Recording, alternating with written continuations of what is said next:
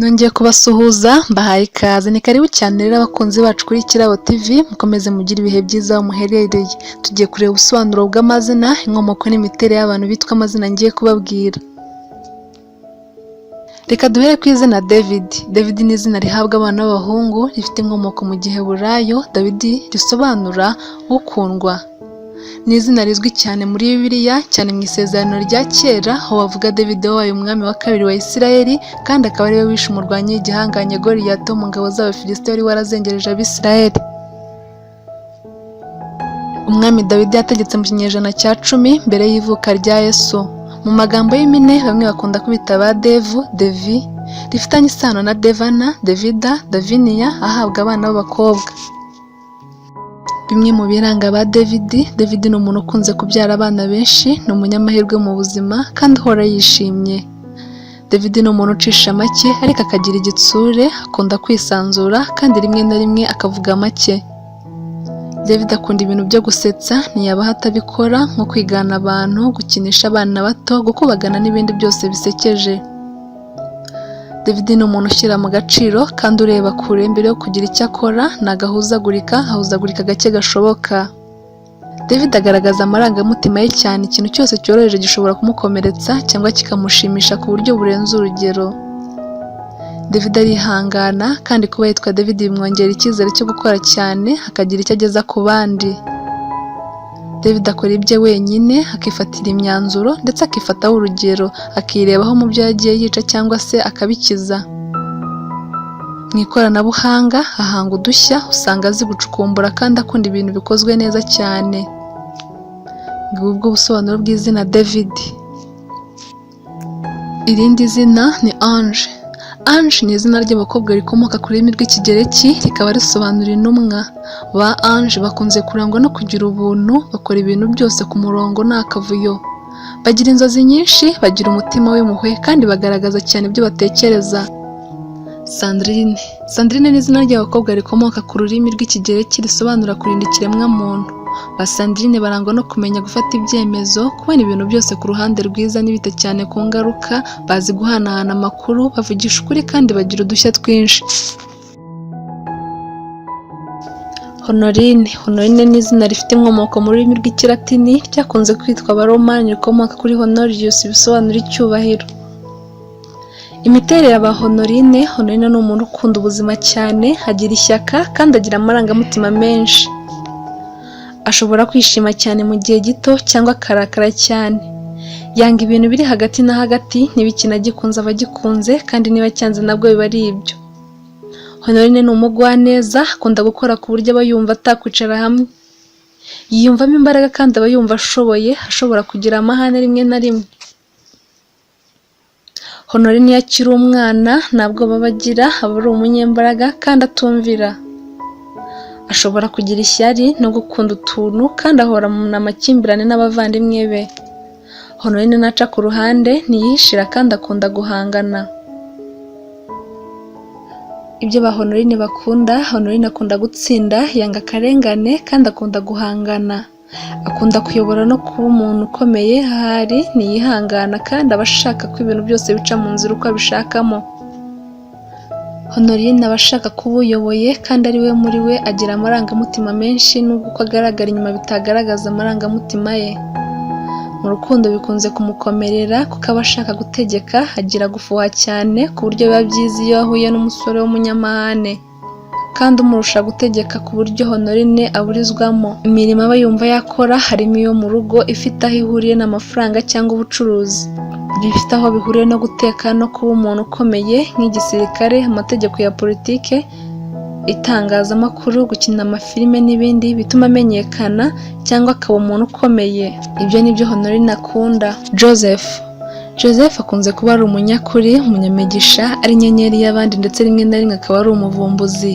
Joseph arangwa n'ibitekerezo byubaka, ikindi akaba ari umunyamurava, afite impano yo kuyobora ahanini, akamenya no gukemura ibibazo. Joseph akaba ari wa muntu utahangayikishwa n'uko atarangije ibyo yatangiye, ahubwo akabiharira abandi. Joseph akorana umurava mu kazi ke ndetse aba yizera mu mategeko. Louise.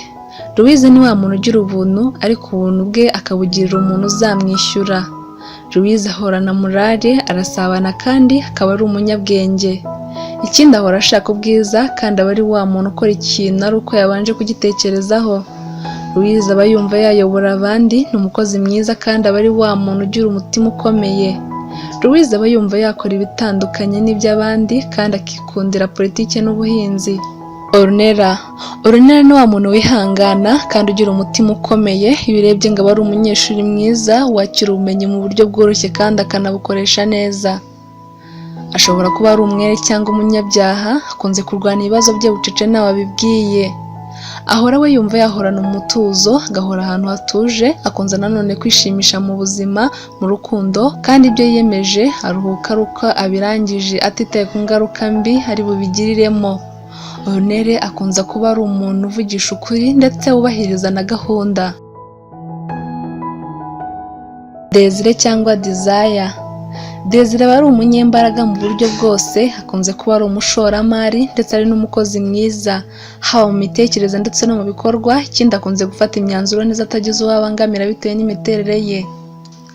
Imiterere ya Desire ishobora gutuma abona umwanya mwiza mu kazi akora. Ikindi ni wa muntu ujya wikaruma rimwe na rimwe, arangwa n'ikinyabupfura ndetse n'ibitekerezo byubaka. Iyo afite inzu yatuje, akunda umuryango we wose ndetse akanawitaho. Desire akaba ari umuyobozi mwiza w'urugo ugendera ku murongo. Ikintu kiba mu mutima wa Desire ni ubutabera ndetse n'ukuri.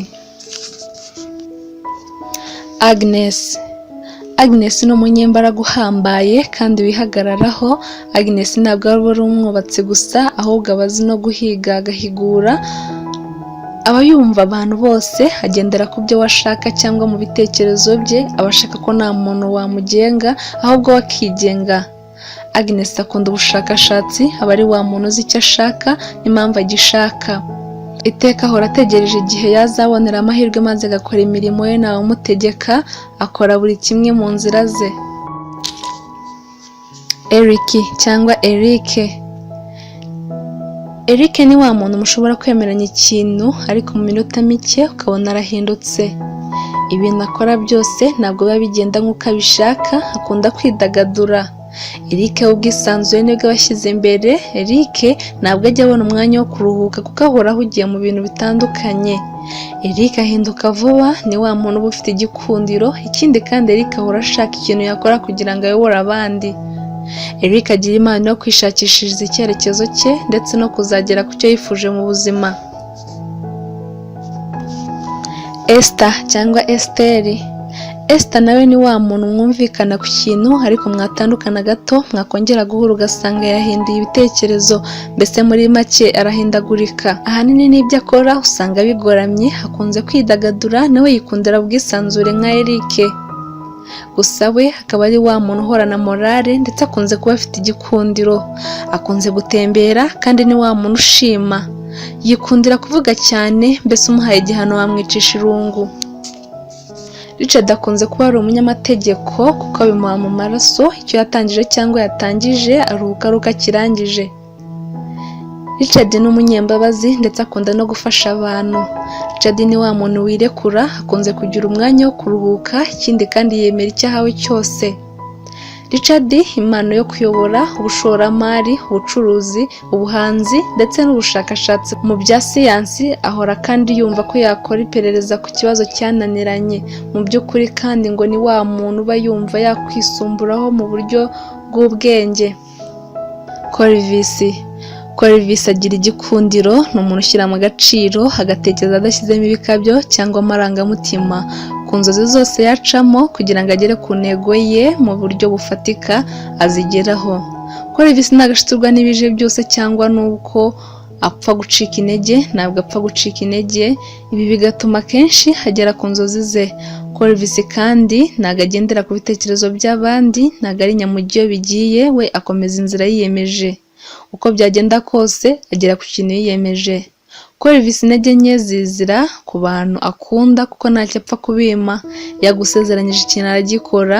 Corvis agira ikinyabupfura ariko akagira ikibazo cyo kutamenya gutekereza kuko yanga ikintu cyose cyangwa umuntu wese umutesheje igihe. Corvis ntajya yihanganira akarengane ku buryo akubonye urenganya umuntu no kurwana yarwana. Pauline agira umutima woroshye cyane, akunda abantu, azi kubana, aca bugufi kandi akunda ubwumvikane, abashaka ubwumvikane mbere ya byose. Pauline najya yihisha ikimurimo, iyo yishimye urabibona, niyo atishimye nabwo nabishira. Pauline akenera umuntu umwerekera, akamwereka inzira akwiriye kunyuramo kubera ukuntu akunda kugira akantu ko gushidikanya no kutiyizera. Guhitamo biramugora cyane, akunda ibintu bisa neza kandi biri ku murongo, mbese ibintu bijyanye bisa neza. Iyo atanezerewe mu rukundo n'akazi karapfa, kuko iyo atishimye ibintu byose arabireka, n'imishinga yari afite akayiparika.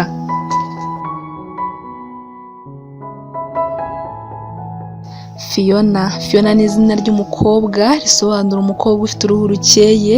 Ba Fiona bakunze kurangwa no gukora ibintu byose ku murongo nta kavuyo. Ba Fiona bagira ubumuntu, bagira inzozi nyinshi, bazi gufata ibyemezo kandi kumenya icyo batekereza biba byoroshye.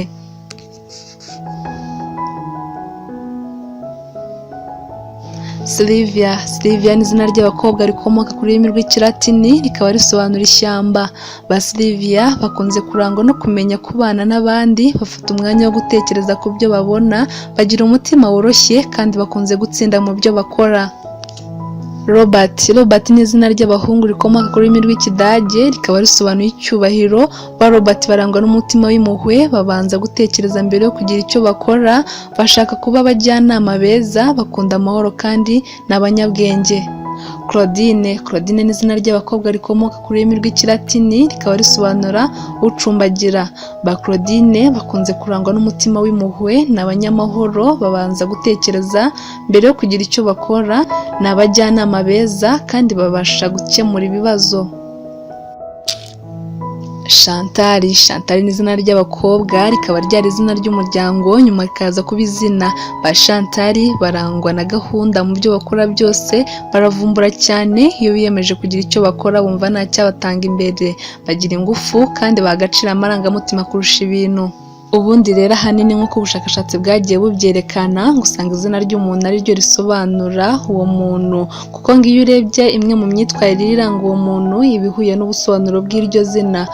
Bityo rero ayo niyo mazina twahitiyemo uyu munsi, ngo ubw'ubusobanuro bw'ayo mazina. Mukomeze mugire ibihe byiza, ndagusaba kugira ngo dushyigikire, urakanda aho ngaho munsi handitse ijambo subscribe ritukura, urakandamo, urabugize neza, urabukoze cyane. Ndagusaba kugira ngo ukore share no ku bandi kugira ngo bumve ubusobanuro bw'aya mazina yabo. Mukomeze mugire ibihe byiza, turaza kugaruka mu yindi nkuru yacu. Mugire ibihe byiza cyane.